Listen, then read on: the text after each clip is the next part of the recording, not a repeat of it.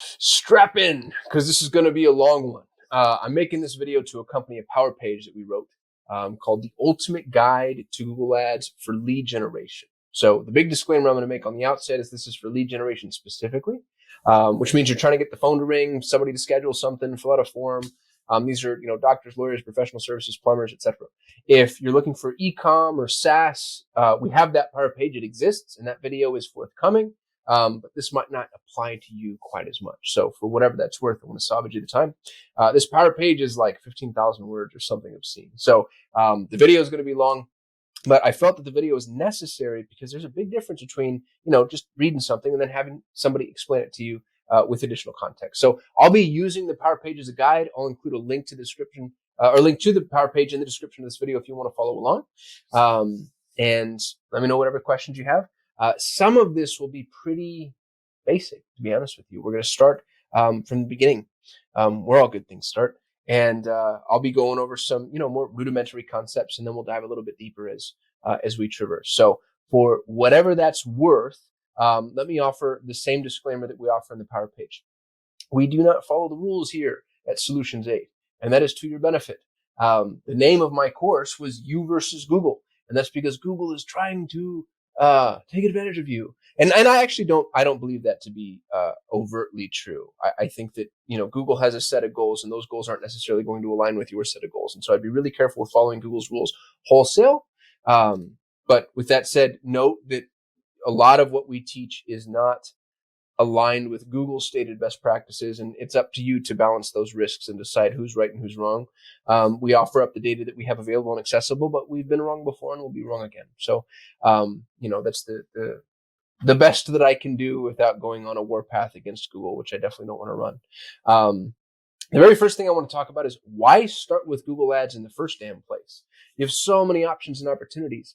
And the truth is I don't think you should right out of the gate. I think if you're a brand new business, you have a brand new product, you're still trying to just get started, proof concept. I think if money's tight, those are a bunch of reasons why you shouldn't run Google Ads. Google Ads requires an exploratory budget for 90 days that you're comfortable losing because it might not work. So you keep that in mind. I've got a bunch of other videos on, where the expectation management should land. But let's say that you want to spend into the advertising ecosystem. I actually believe very strongly that if you are going to start with paid ad promotion, Google Ads should be first. And it's not that I'm married to Google Ads. It's that whatever offers the strongest indication of commercial intent should be first. So if there's something that ever gets better at identifying immediate commercial intent than Google Ads, go use that thing first. And here's why. It's what we refer to as the bottom-up funnel, which is a concept that was invented by my business partner. But if you think about for just a minute, your traditional sales funnel, which starts at the top and it's broad and then it tapers down, and have awareness, interest, consideration, evaluation, purchase, whatever, something close to that, general theme. What most marketers are doing is they're trying to start at the top and then move down.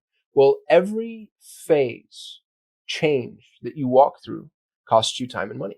And sometimes it's significant. And it dilutes the size of the audience that you're working with. So you get a bunch of people and you bring them into the awareness stage. And what does that mean? It means that you make them aware of you. So you introduce this problem or this solution or this brand or this concept or this product or whatever. And you're like, hey, this exists. And, some people are like, no, I don't care. And then some people are like, oh, okay, that's kind of interesting. And some folks are like, I want that. And, the percentages, you can probably already intuit, but not everybody in the awareness stage moves on to the next stage. And then at that stage, it takes time, effort, energy, money, and not everybody moves from that stage onto the bottom, onto the next stage, and so on and so forth it goes until you get to the bottom, and then maybe they buy, maybe. And what sucks, and I've been there, we've all been there as marketers, is when you've built this insanely robust marketing mechanism, you finally figured out how to drive people from, the top all the way down to the bottom, and they still don't buy. And then you realize, like, oh gosh, pricing is wrong, offer is wrong, materials are wrong, policies are wrong, competition is better, sales enablement needs to be improved, whatever. Our advice is you just start there. You don't stay there, but you start there. Start at the bottom where you make the money. Start where the learning lessons are most valuable. And then once you've learned all those lessons, then go up the funnel from the bottom up. And this is the bottom up funnel. And the nice thing about Google Ads is it allows you to do that. Because if you go start running, you name it, from social media marketing, programmatic, CTV, direct mail, whatever, you're going to start at the top, and you're going to have to learn all these tedious and expensive lessons only to get to the bottom and not even know whether or not those tedious and expensive lessons have brought you a customer that's willing to buy. Go start with the customers that are willing to buy and then travel up the funnel. That's why we recommend intent-based Google Ads. And the reason I make that distinction, by the way, is because you can live at the top of the funnel instead of Google Ads easily, right? Google has the largest display network in existence. The second largest search engine on the planet is YouTube, which is it's more of the middle of the funnel in a lot of instances, but you can make all the mistakes I'm talking about inside of Google Ads. So what we recommend, especially for early stage campaigns, is go look for high commercial intent. And that high commercial intent, and that, by the way, is, if somebody's shopping for my services, they're saying, best Google Ads agency near me. Best is a qualifier. That means they're ready to buy. Near me is a qualifier. That means that they want somebody local. So, start thinking about like top divorce attorney in 90210 or whatever.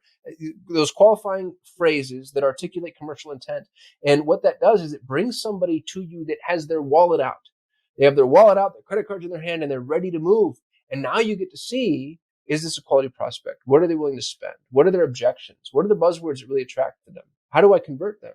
Is my sales team good enough to convert them? Do they schedule? When they schedule, do they show up? When they show up, do they actually? And so on and so forth. Learn all those lessons. Because guess what? It still might not work. And then when it works, then travel up the funnel. And now you're like, okay, how do I get in front of them, one step sooner, so on and so forth. So that's the purpose of Google Ads for an exploratory campaign, as far as I'm concerned. I think very strongly that Google should be your primary metal detector. It should be the thing that goes out and helps you find the audience that's actually willing to buy. I don't think you should live inside of Google Ads forever. As a matter of fact, there's a lot of businesses where I don't think you should live inside of Google Ads long term. It might make way more sense for you to, invest in SEO or strategic relationships, micro influencers, partnerships. What's the word I'm looking for? Certified partners, those types of things. But in the short term, Google Ads is going to allow you to really identify who's ready now. And part of the reason for that, by the way, the prowess of Google is the fact that Google has, I forget the exact number. They used to publish this actively on their website, and then they took it down, I think because of privacy concerns. But Google has like 70 million demographic and psychographic profiling factors on every single human being on the planet. And that's a lie. Everybody that engages in the Google ecosystem, that's better stated. 70 million. To put that in context, Facebook has 55,000. So Google is the most prolific thing on the internet. It's effectively the internet. Google Display Network reaches 90% of all internet users. Pause dramatically. You should think about that. 90% of all internet users are reached by the Google Display Network. 65% of those users are reached on a daily basis. And Google isn't just a search engine. It's Google Analytics, which means it's on basically every single front-facing website on the internet. It's Gmail, the largest free email tool on the planet. It's Android, the largest operating system on the planet, mobile operating system on the planet.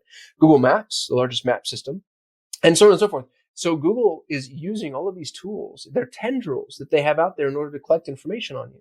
So it's not just what you search for that Google's using to target. It's all of that context. If you want to be terrified, go search for the article, Google Told Me I Was Pregnant. In April of 2015, Google told a young woman that she was pregnant before she knew. And that was, 7 years ago. Think about the speed at which machine learning moves. Google knows everything there is to know about you. So using Google isn't just about getting in front of somebody who's searching right now today. It's about using the closest thing to artificial intelligence that's currently publicly available in order to adapt a machine learning algorithm to identify when a prospect may be interested in converting for your specific stated goal.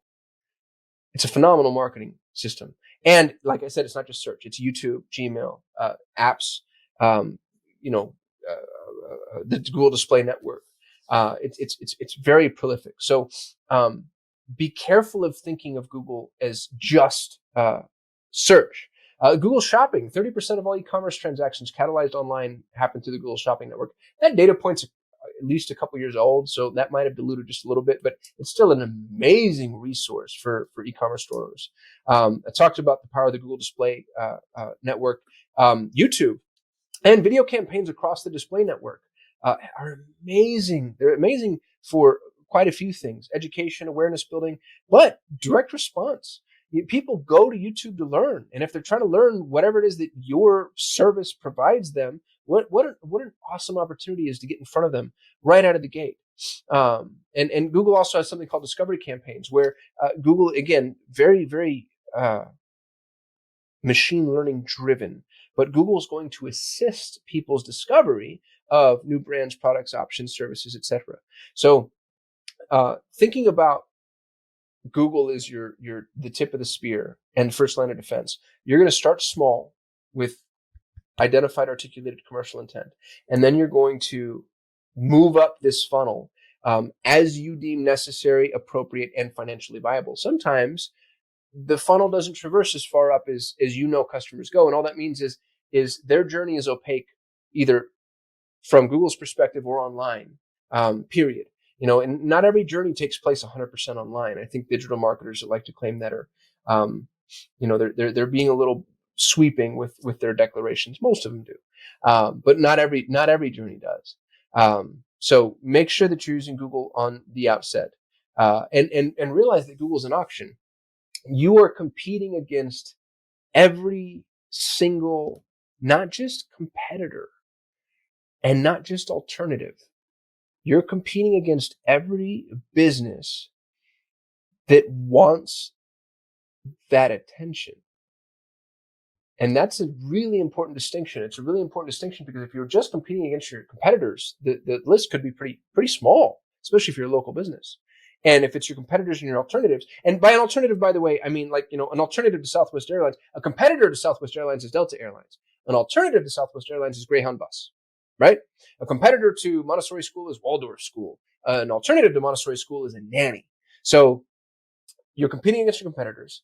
You're competing against your alternatives, but you're also competing against every single other human that wants to advertise to this person. And and that's especially true as you travel up the funnel. When you're at the extreme bottom of the funnel, that dilutes significantly.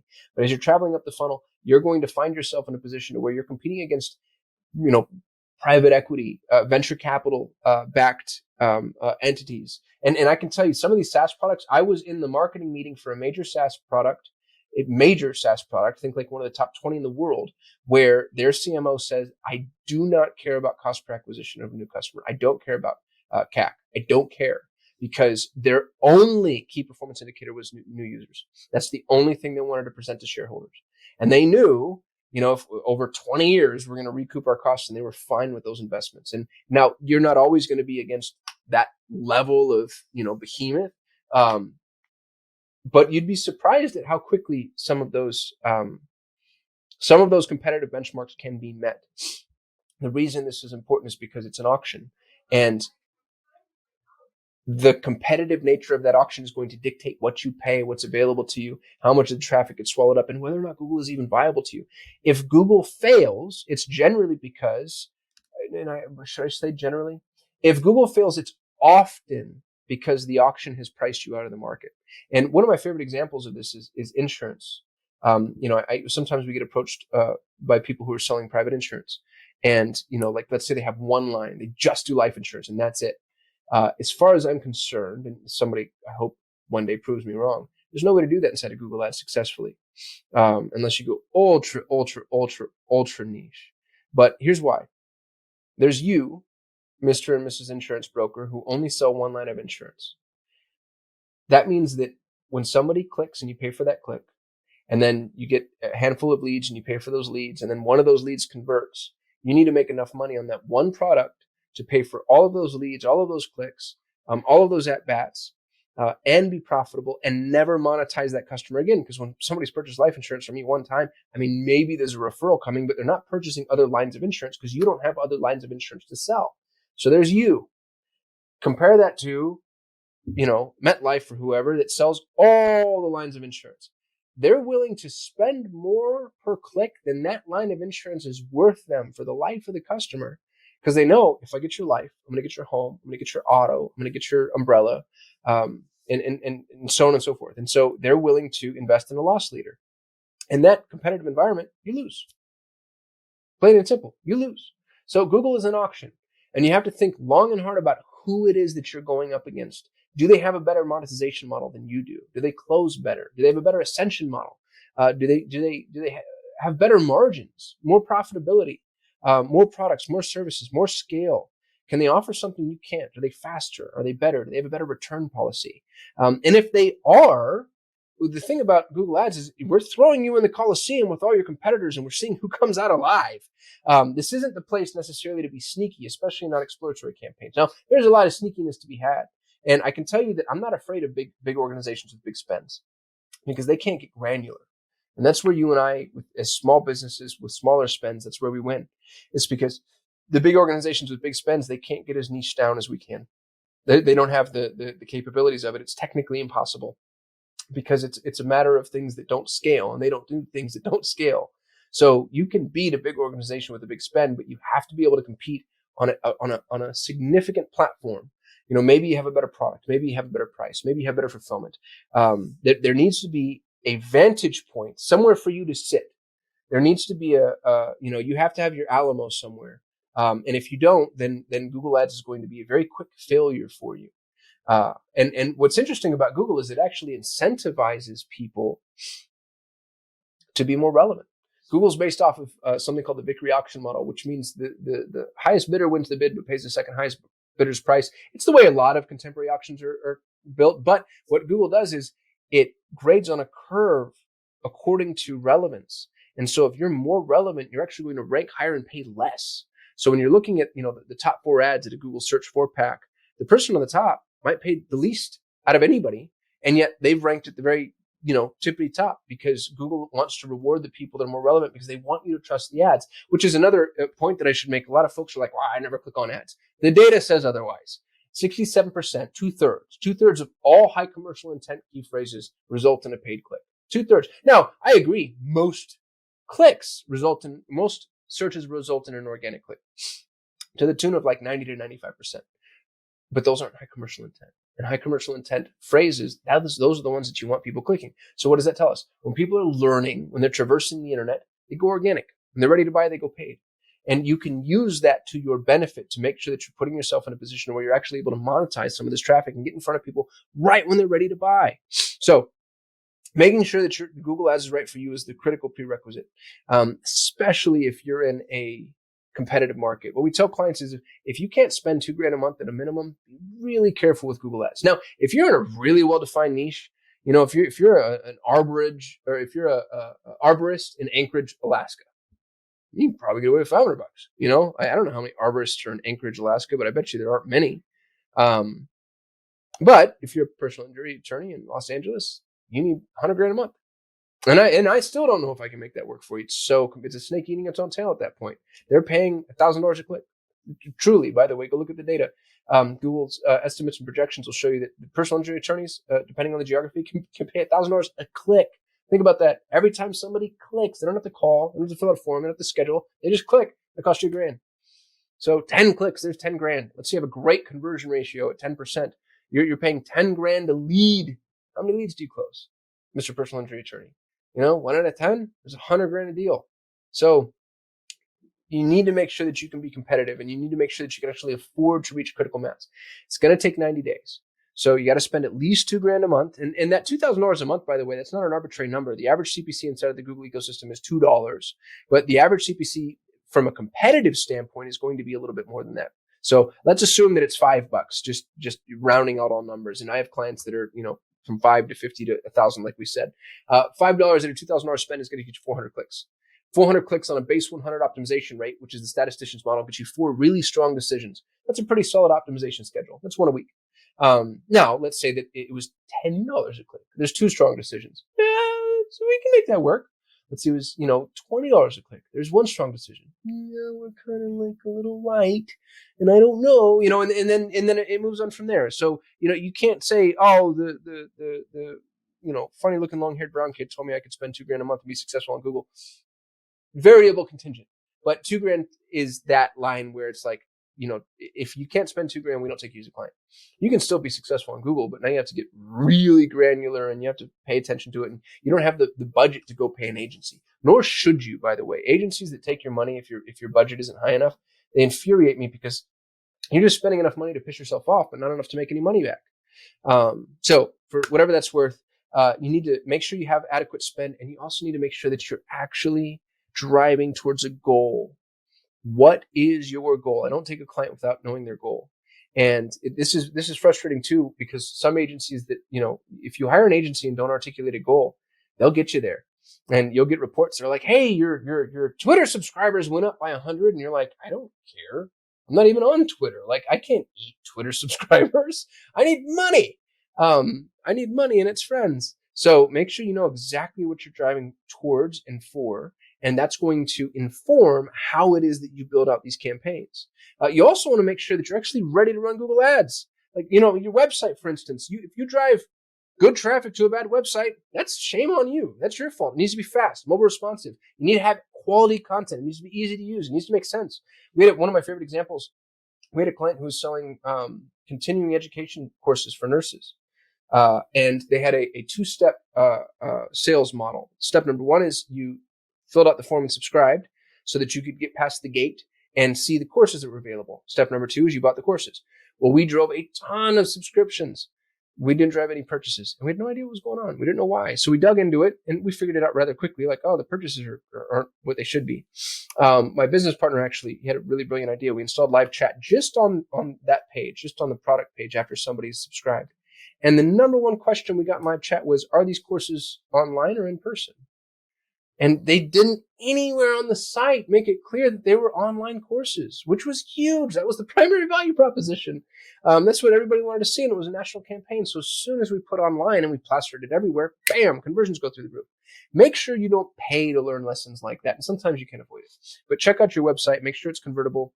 What I like to do is I like to take, and forgive me because I'm about to get incendiary and probably canceled, but I like to take my oldest, least technologically savvy acquaintance, plunk them in front of the website and say, pretend that you wanted to buy this product or service. What would you do starting here? And then I just watch them, and I'm like, what mistakes are they going to make? And then I get to monitor that. The other question to ask yourself is, can you actually handle this? Can you handle paid traffic? What if your phone started to ring? Here's the thing this happens to me still to this day, regardless of how many times I've harped on it. We have clients that hire us, and we run ads, and their phone rings, and they don't answer because they're busy running their business. And by the way, y'all, that is a very legitimate excuse. Still an excuse. We had a client, one of our largest clients, actually. Hopefully they never watched this video. They came to us saying, we want more leads. We need more leads. And we were like, awesome, let's do it. We got them 30% more phone calls. And what was funny is they came back to us going, we're not getting any more sales after hiring y'all. So we went, and their agency didn't record phone calls the way that we do. So we went back and looked at their phone calls. And this has actually already been something that our client manager had alerted their point of contact to, but it didn't make it up the chain of command. We were like, y'all, you're not answering most of your phone calls. And the sales team ended up being absolutely overwhelmed already. And, they didn't need more leads. They needed more salespeople. So look at your infrastructure. Do you have the time? If you're like, I need more scheduled appointments, cool. Pull up your calendar. How much time do you have?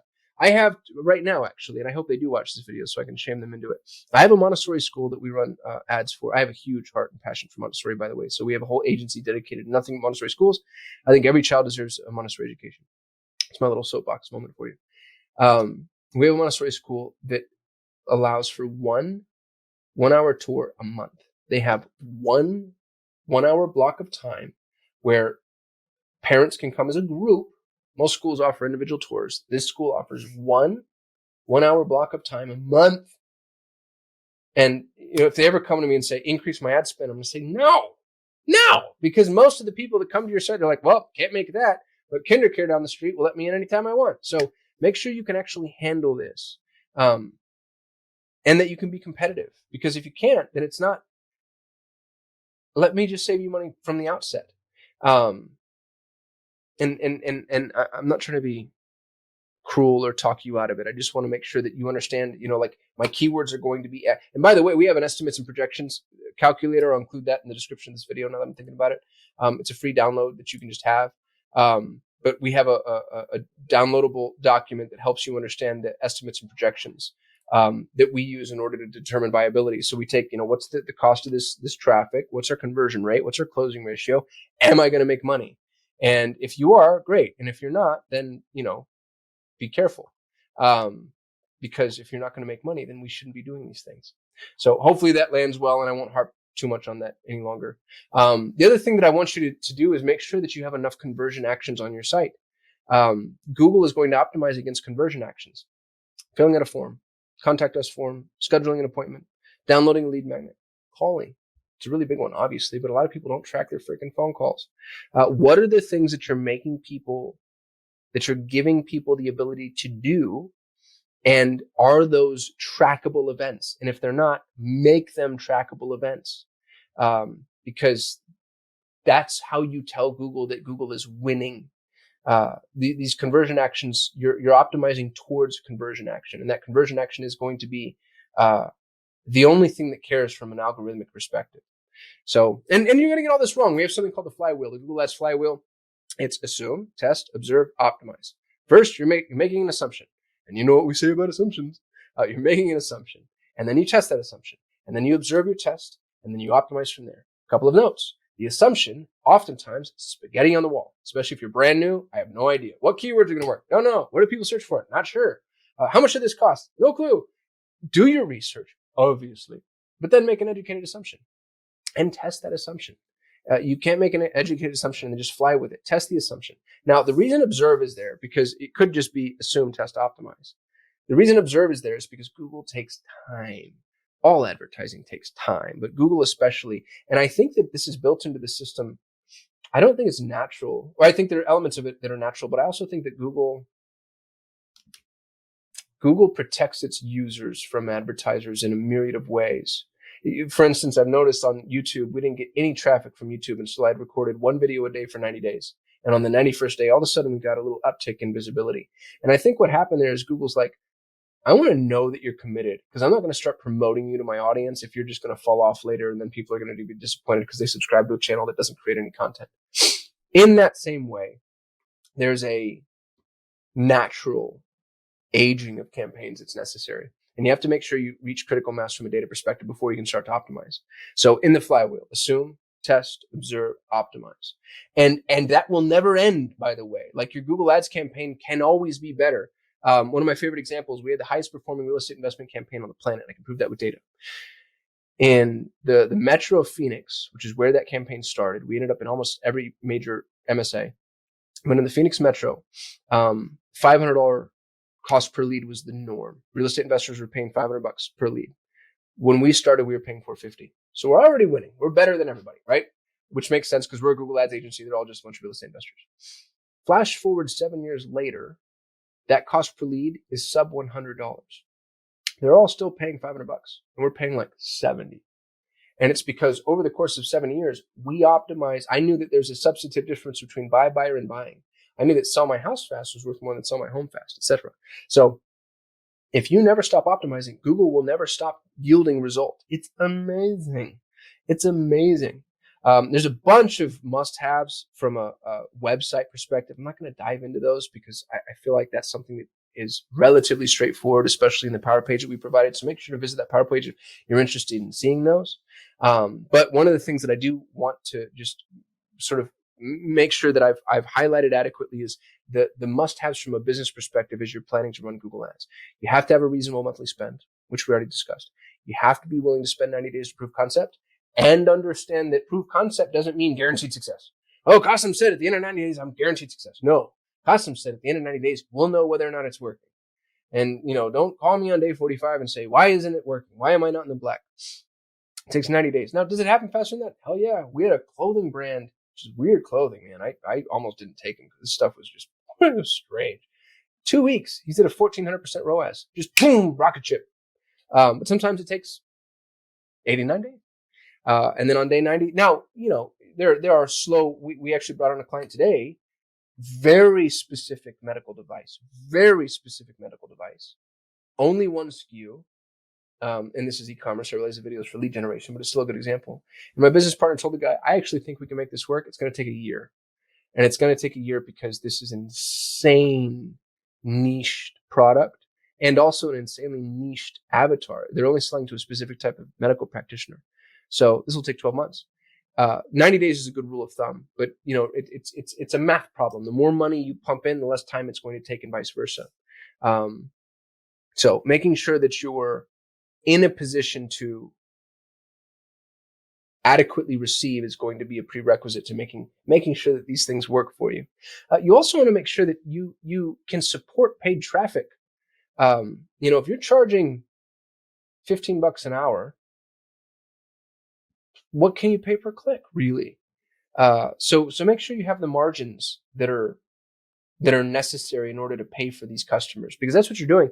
I love businesses with long-term ascension, or with really solid retention, or a recurring business model, or consumables, things that bring people back. Because if you pay for the customer one time and then you make money from the customer one time, it's a tough business model.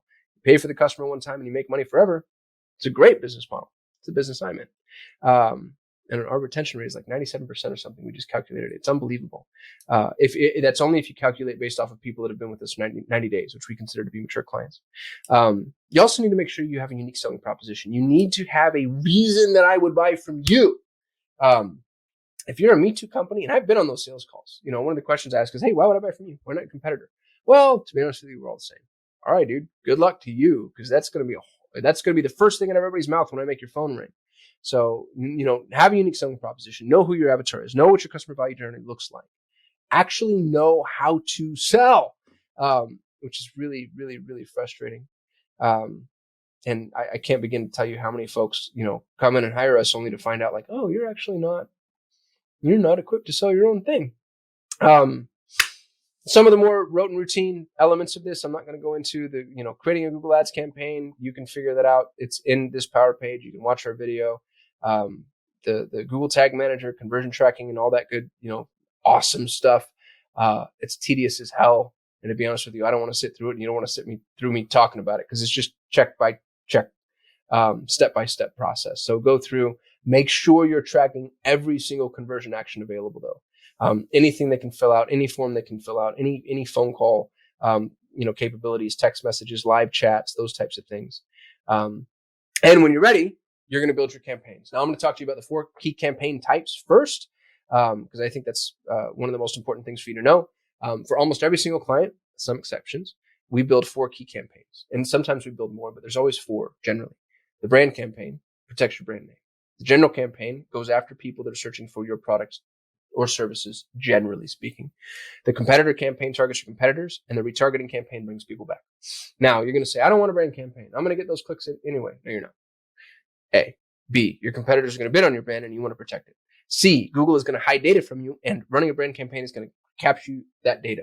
I dig into this a lot in other videos. I'm not going to spend a lot of time on this soapbox because I'm a little fatigued by it. But I'm telling you, you run a brand campaign, or don't at your peril. But if you don't, I'm not taking you as a client. I have one legacy client that won't let us run his brand. And it's only because he's legacy, and he's this old, crotchety New Yorker who I actually really love dearly. He's just mean. And he's got like a 2,700% ROAS. But if he let me run a brand campaign, I bet you would have like a 10,000% ROAS.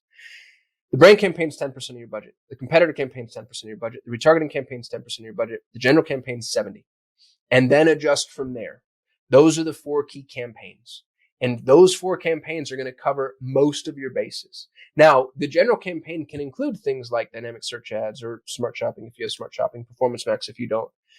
It's the paradigm that I'm teaching you, not necessarily the specific campaign types. I just want to teach you the 4 campaign paradigms. General is going to be the majority of your ad spend. And when you build these campaigns out, build them out to the max. You have to use every single extension possible. Make sure you're targeting audiences and testing those audiences against each other. Make sure you're going after robust keyword lists and not putting yourself. I just did an audit this morning on a campaign that had 3 keywords. They're spending thousands of dollars going after 3 keywords, and they're not even high commercial intent. So, part of me is like, and they're being run by an agency, which makes me mad on their behalf. But I'm like, gosh, this thing, of course this is going to fail. Of course it is. And as far as the campaign setup is concerned, we've got a ton of videos on exactly how to set up the minutia, the nitty gritty. but make sure that you're spending the time necessary to actually get in there, build out robust campaigns, ad groups, ads, all that good stuff. Make sure you have, a strong negative keyword list. You're actually doing the research, that your ad copy is robust. You're split testing your ad copy against each other, that you're following not the rules, but our rules. Because Google's rules are, they're kind of finicky, as I've stated before, and hopefully nobody minds me reminding you of that. When you're targeting your competitors, be careful, because you're going to be driving irrelevant traffic. We're doing it intentionally, so your CPCs are going to be a little bit higher, your CTR is going to be a little bit lower.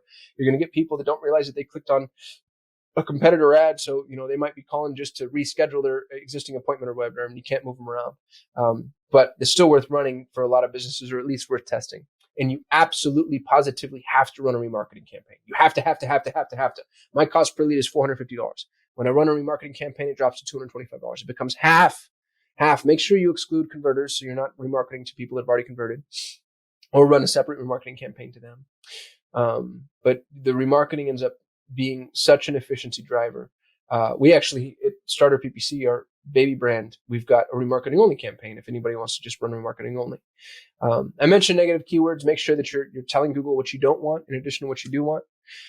And then the last part of the Power Page is manage your campaign. Check your search terms, check the audience, check your conversions, offer conversion scoring, look at your metrics, and optimize accordingly. It's not difficult, it's tedious. And that might be that's no fun to hear, but that's why people pay us to do it. If it's fun, nobody will pay us to do it. Anyway, I hope this video is helpful, and I hope this Power Page is helpful. The video is a precursor. The Power Page dives deep. So make sure you click through, check out the Power Page. Let us know what you think. Would love your feedback. And as always, thanks for supporting the channel, and I'll see you tomorrow. Thank you so much for watching. If you enjoyed the video, please give us a thumbs up. That lets YouTube know we actually know what we're doing. We shoot a video every single day, so if you want to be notified, hit that subscribe button. And if you have any input, don't hesitate to hit us up in the comments. We'd love to hear from you. We get very little human interaction. Thanks for supporting our channel, and hopefully I'll see you tomorrow.